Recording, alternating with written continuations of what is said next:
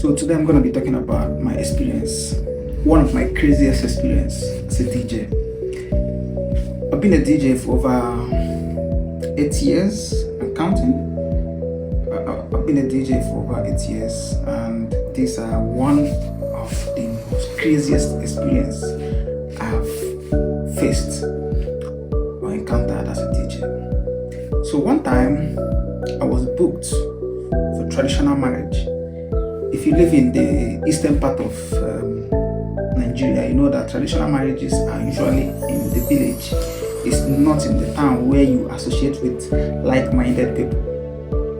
Inside the village is where you meet people that are crazy, people that don't think like you, if you know what that means. So on this fateful day, I was booked for this wedding. I made all my necessary arrangements.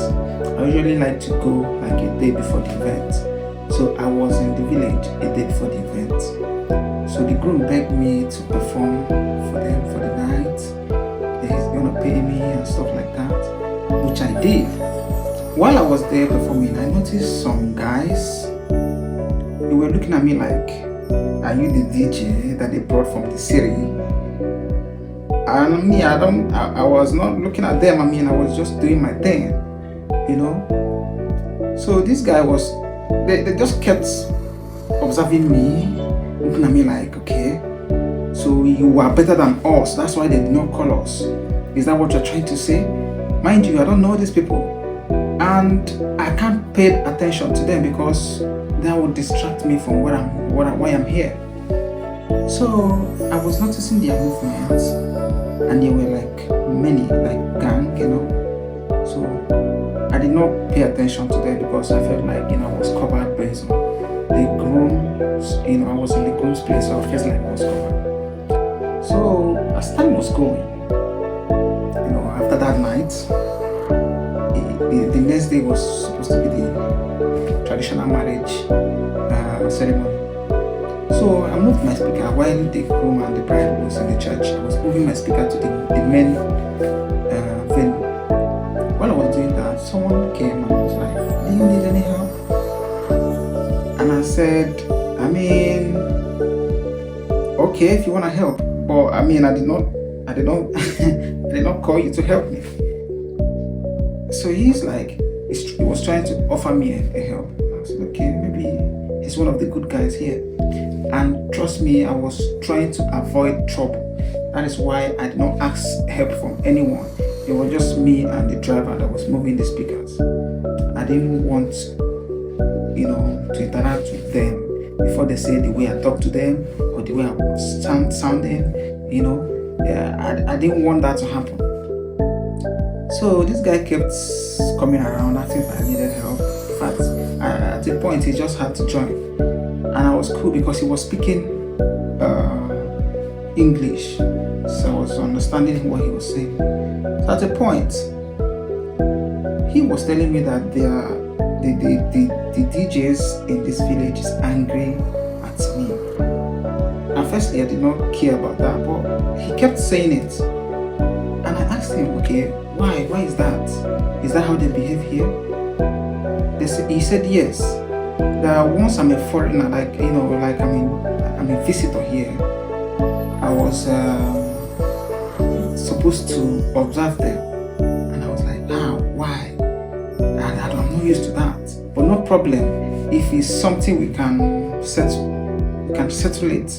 Maybe when they come around. He said no, that I have to go and meet them and beg them. And I said, "Beg?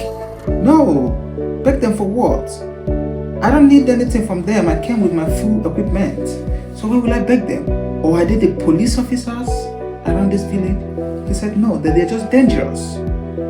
I don't want to mention the name of this village, but I will leave you guys to guess the village on the comment section. So as time goes on, it was time for me to do my normal sound check. So this generator, it was fuel, and they started the generator, and it was time for me to perform, do the sound check. When I was doing it, and I was not so satisfied with the sound. I was not satisfied. But somehow it was kind of stable. So I was managing it like that. At a point, I did not trust that setup, because I know once they are done with church and they just come into that venue, the sound is going to change. So I needed something very strong. I needed the sound to be very solid, so that even if the people, feel in that place, there's not going to be like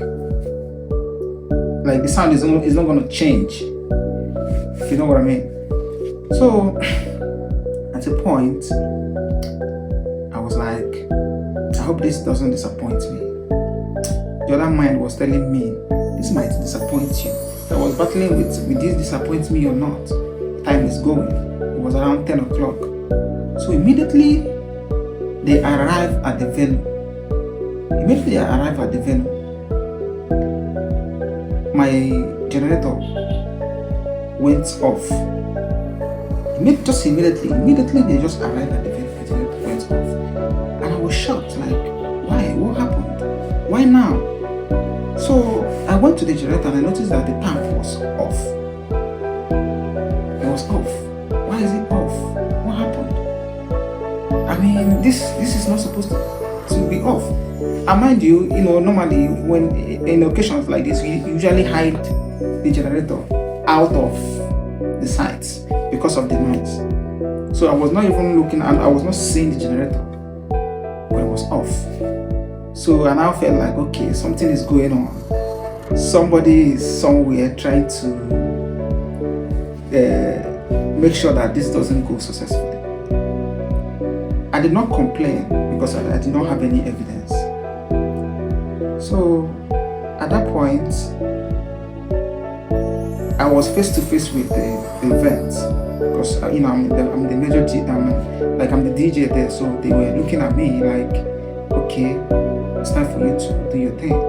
Meanwhile, my driver is trying to, he said he's gonna go and have to come back later in the day. So it was just me organizing the sound and then everything.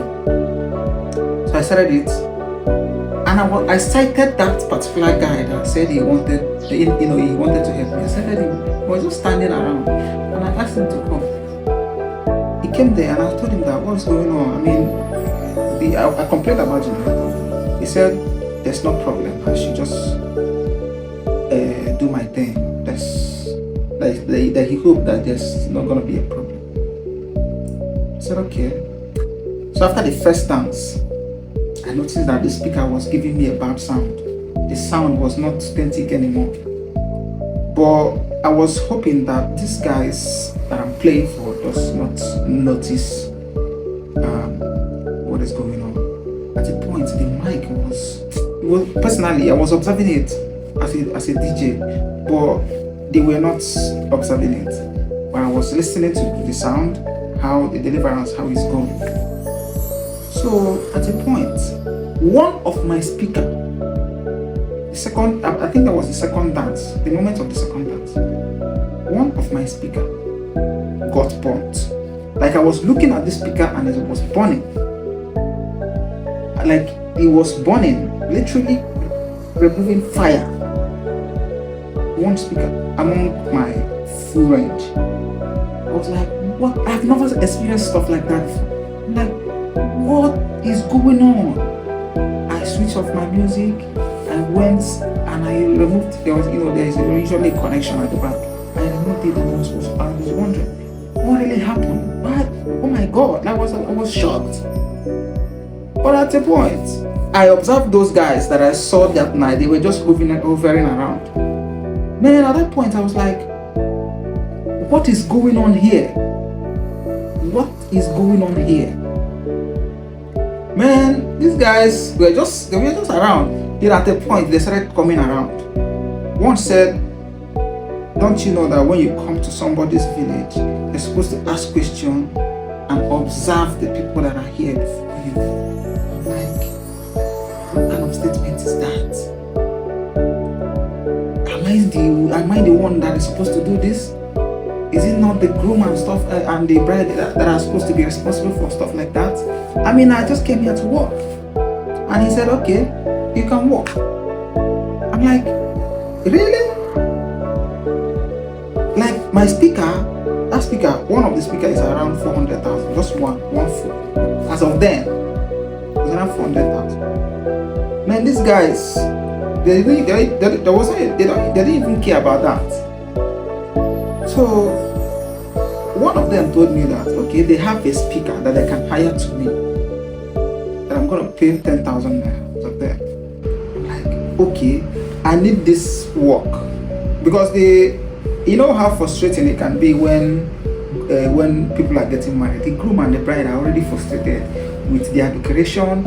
They came there and they was not even satisfied with the decoration they saw, so they were already pissed off. So I don't want to add to the problem, because I was the only person that is doing what they said. The decoration disappointed them.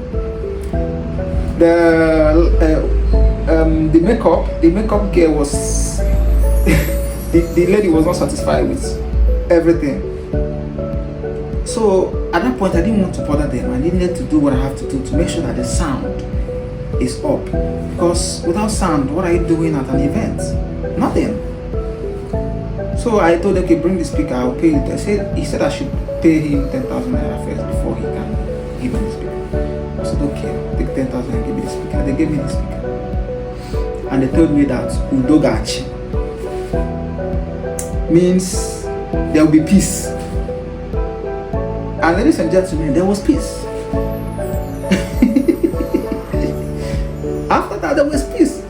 I mean, I hired the speaker and everything, including the gen that they used to turn on and turn off and stuff like that. Everywhere there was peace.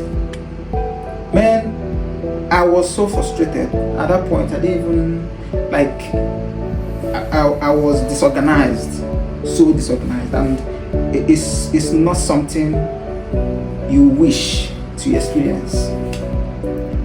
I mean, you can't imagine the frustration that I went through that particular thing. I mean, this was one of my one of the craziest moments as a DJ. Follow me for more. Subscribe and comment. Ask me questions and I'll do it to answer you. See you on my next video. Thank you.